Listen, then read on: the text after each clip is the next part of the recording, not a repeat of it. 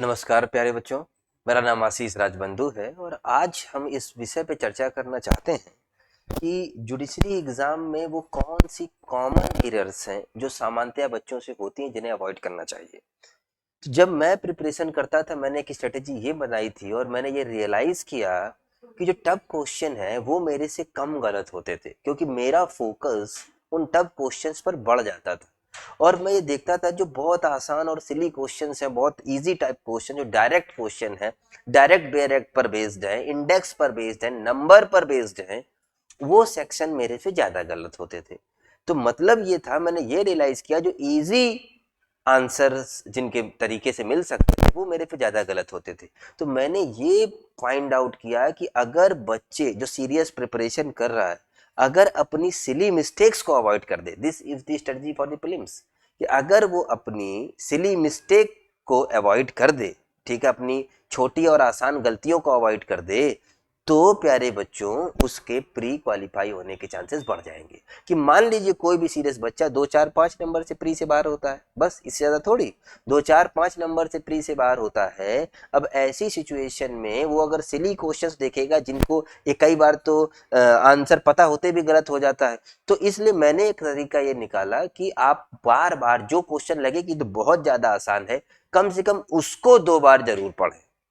यद्यपि समय की कमी रहेगी, बावजूद इसके जो आपको क्वेश्चन टफ लग रहा है उसको 2 बार जरूर पढ़ें। 2 बार जरूर पढ़ने का मतलब आपके पास हर क्वेश्चन को 2 बार रीड नहीं कर सकते हैं, तो टफ क्वेश्चन को पूरे मनोयोग से पढ़ें, लेकिन जो आसान क्वेश्चन उनको 2 बार जरूर पढ़ें। जरूर उसमें कुछ ना कुछ लैंग्वेज में चेंजेस किए होते हैं जिससे आपकी गलतियां हो जाती हैं। पहली बात तो ये।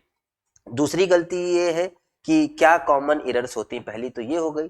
दूसरा ये है कि आप प्यारे बच्चों मेंस के लिए जो है आंसर राइटिंग नहीं करते, ठीक है, मेंस की आंसर राइटिंग नहीं करते। दूसरा जो है मेजर रीजन ये है कि मेंस आंसर राइटिंग का ना होना। तो प्रीलिम्स के लिए अवॉइड कैसे करें गलतियों को, उसके लिए सबसे आसान और सुंदर रास्ता यही है कि आप आसान क्वेश्चनों को बार बार पढ़ें, इंडेक्स में लिखना शुरू करें, इंडेक्स को तैयार करें, बेयर एक्ट से रीडिंग करें, ठीक है, और जो अंदर का इंपॉर्टेंट कंटेंट है उसको हाईलाइट करके इंडेक्स में लिख दें, ठीक है, जिससे लास्ट मोमेंट में आपको फोकस ना करना पड़े, लास्ट मोमेंट में आप अपने काम को घटा सकें, ठीक है।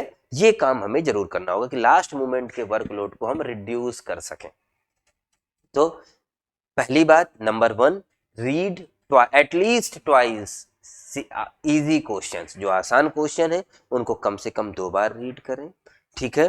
बेयर एक्ट को अपने हैबिट में शामिल करें, इंडेक्स को याद करना शुरू करें, इंडेक्स में इंपॉर्टेंट पॉइंट्स को लिखना शुरू करें और मेंस को भी उतना ही इक्वली तवज्जो आप दें।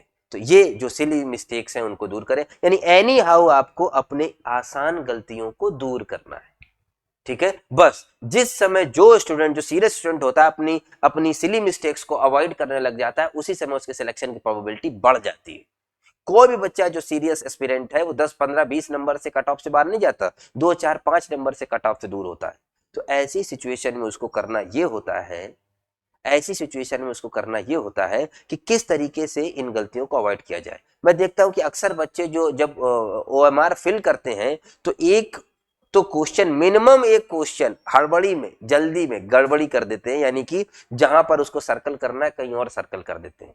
तो ये वो आसान बातें जो आपको प्रैक्टिस के दौरान ही, आपके प्रैक्टिस में प्रिपरेशन के दौरान होनी चाहिए कि हमें एग्जाम हॉल में जो सवाल आता है कम से कम उससे गलती ना हो, कम से कम उसमें से कोई एरर ना हो, ठीक है। तो ये हमारी जो आसान गलतियां हैं उन्हें हमें दूर करना है। धन्यवाद।